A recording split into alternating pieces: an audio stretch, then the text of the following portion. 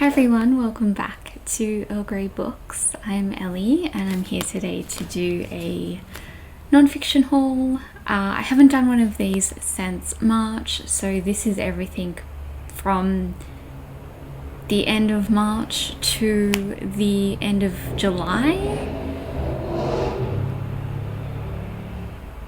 And we're gonna jump straight in. First up, I do have a bunch that I have got secondhand. Most of these were from the one place, but this first one here is Leonardo and the Mona Lisa Story, the history of a painting told in pictures by Donald Cezunes. So my partner and I went up to Clunes at the end of April for their annual Booktown Festival. I know quite a few places, quite a few towns across the world do this, not specifically that weekend, but there are a few of these across the world, and this is one here in Victoria. And I bought a lot of books, which you would have seen in my May haul, and this was the one non-fiction that I picked up. And I'm studying art history at uni, so when I see a book that is related to art history, I have to get it. And I don't really know that much about Da Vinci, and I was also doing a subject on Renaissance Italy last semester.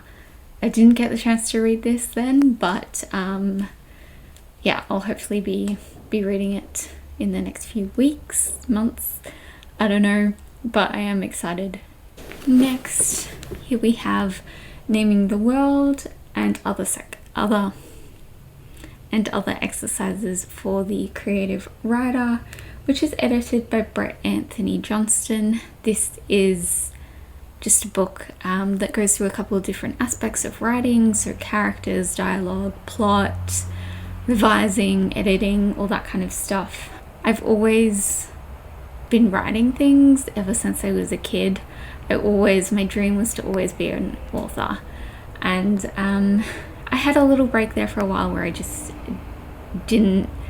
I lost my love for writing, and I'm slowly getting it back, and I thought something like this might help me feel a little bit more confident about some of the aspects in my writing that I kind of struggle with a little bit, like plot. I'm very much a character-driven reader and writer. So something like this I think will just help me try out a few different things and maybe find a way of writing that works for me. Next up, I have Forgotten Women, the Leaders. This, I know there are a few other in this series. I think there's one about artists, and I think there's another about writers, and I think like scientists or something like that. Anyway, I found this one in an op shop for a few dollars and I grabbed it. So this is almost like what is that book? Goodnight Stories for Rebel Girls, but like for adults almost. So it's full of like illustrations. This here is Catherine the Great, and it tells you a little bit about their lives and all that sort of thing. This is Sylvia Rivera, who I don't know. We've got Catherine de Medici, and yeah, just a bunch of different people throughout history, different women throughout history, and different leaders and what they did from all across the world. So yeah. Next, keeping with the women in history theme, I have Marie Antoinette by Antonia Fraser. So I know that Antonia Fraser is like a big, well-known historian who talks a lot about specific women in history. I believe I also have one of her books that used to be my grandma's about Mary Queen of Scots. again, I was doing an art history subject that was looking at the French Revolution, and it just kind of reignited my interest of that. That's something I studied in high school quite intensely, and yeah, when I saw this for a few dollars, I was like, oh, I would really be interested in learning more about Marie Antoinette, because I feel like I know the very basics and perhaps a bit of the sort of myth that surrounds her, and less so about who she actually might have been. And then finally, I have Let Me Tell You What I Mean by Joan Didion. I managed to find this one, which was pretty brand new. I think it was $3 or something. Anyway, I've already read this. It's a very short little thing. I didn't really like it. I think I liked one of the essays, but I can kind of tell why these were unpublished previously, or had been published in like newspapers and things like that, because they're not quite up to the usual standard of Joan Didion. This was her final book before she passed away, but thankfully I still have many of hers to read, so this is not where I'm ending my Joan Didion journey. And then let's go into the new ones. I don't have... How many do I have?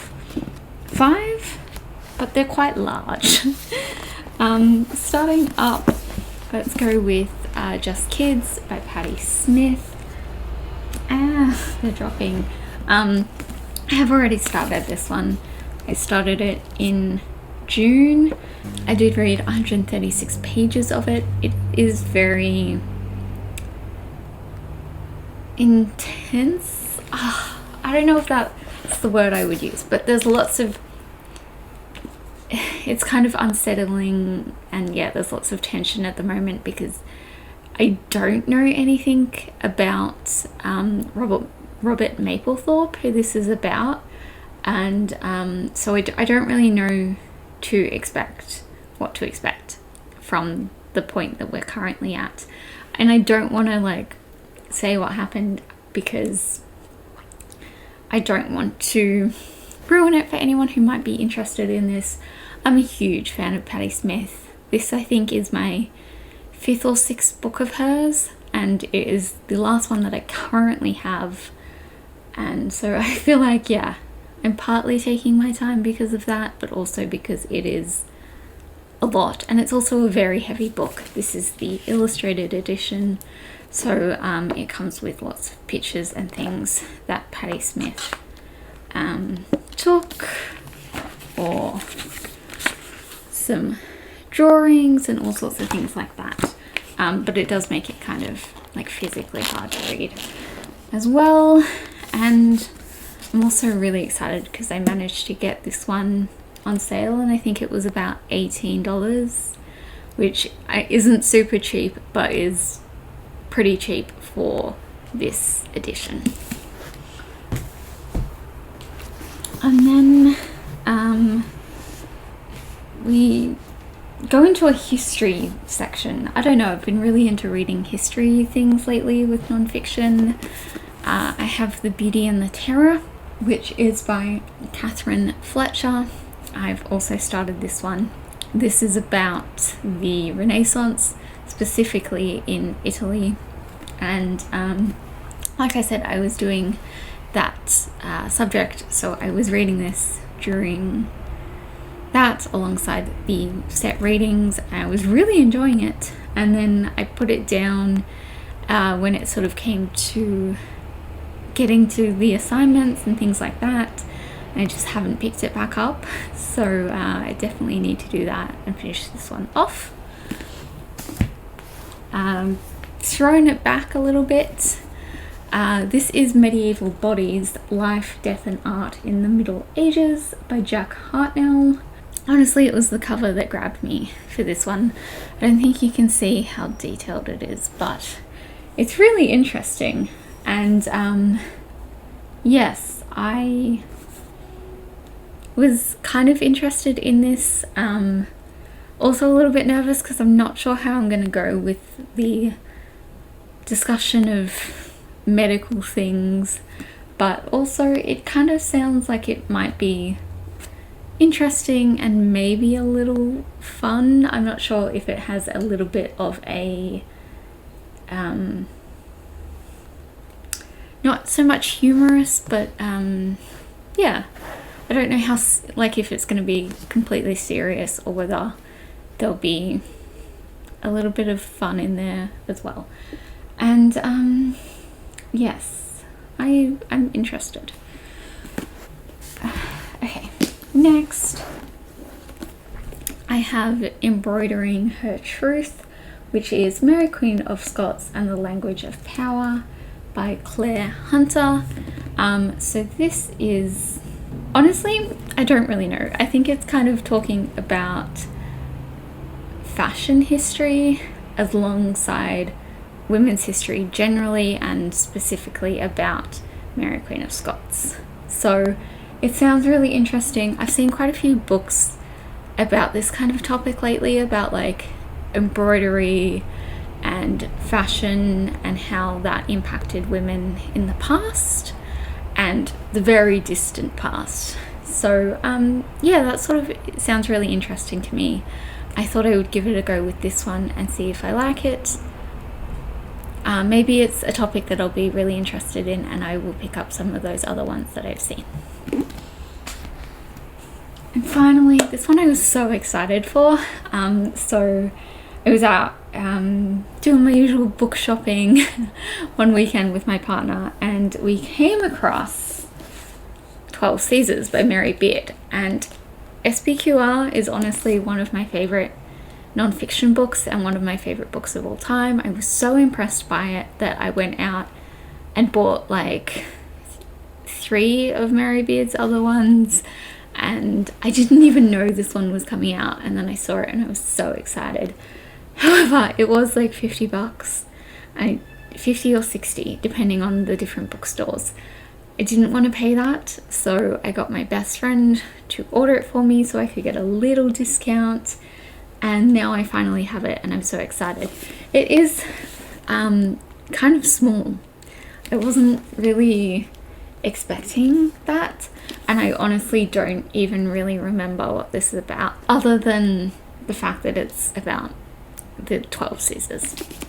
I don't really know what the angle is. I think that it might be about the images of like the art and things like that of those men, especially as we have the portraits of them on the back, and it does mention images of power from the ancient world to the modern.